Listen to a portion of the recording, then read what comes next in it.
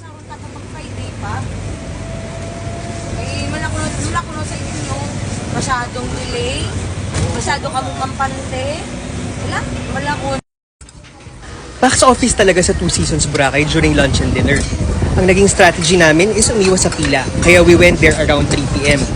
At ito na nga si Kuya, hinahalo ang in-order namin na oyster sisig. Thank you, Kuya.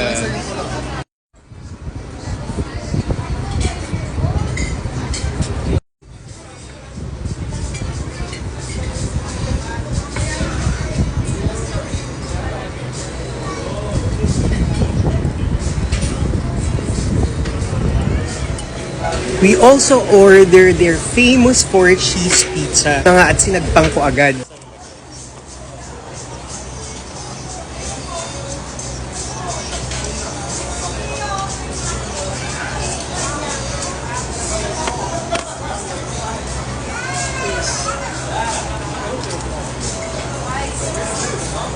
Panalo. Harap.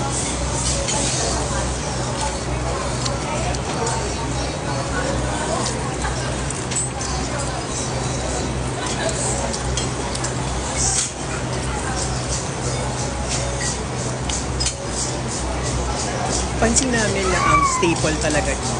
Ang usual orders ng ibang customers are the 4-cheese pizza, oyster sisig, and sinigang na baboy. Pero hindi na kami nag-try ng sinigang na baboy since meron na kaming in-order na sisig. Tabasco.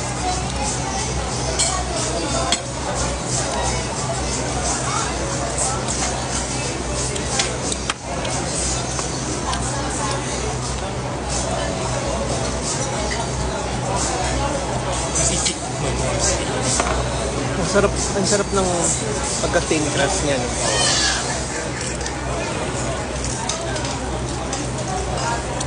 Saka, simple cheese pizza pero masarap.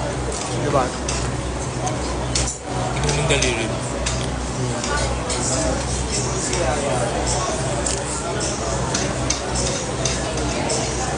Heavenly goodness talaga yung thin crust pizza nila. Sobrang sulit at sold na sold kami. Ano yung cheese na triangle?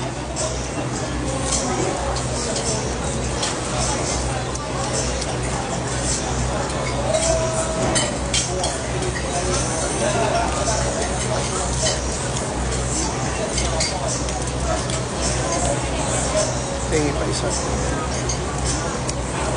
Sarap. Solid.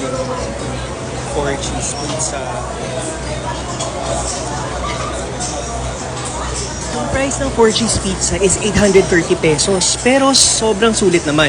A delicious combination of blue cheddar, mozzarella, and parmesan cheese.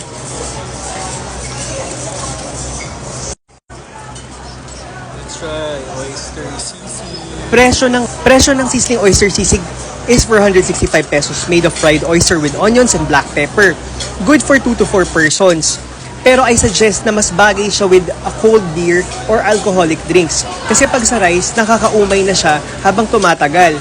Sinuggest nga ng kasama ko, if I want, we can order naman sinigang na baboy. Pero adventurous ako that day. So sabi ko, try natin kasi dinayo na rin naman.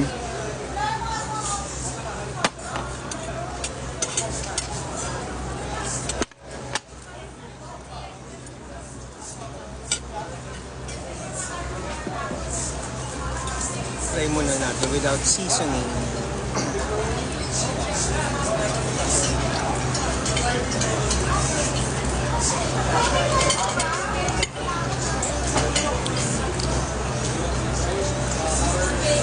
Top. Worth it naman ang hype ng Two Seasons Barlow Restaurant. Pagdating naman sa service, the staff are very efficient, attentive, and pleasant. We both enjoy the food and experience.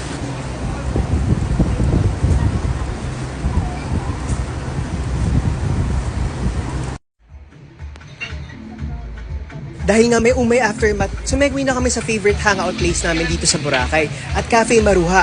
Shoutout pala sa mga staff and crew, especially to Ate Maisan. Must try ang kanilang Spanish bonbon latte. We've also tried the Biscoff cheesecake. Panalo! Until the next food crawl, guys!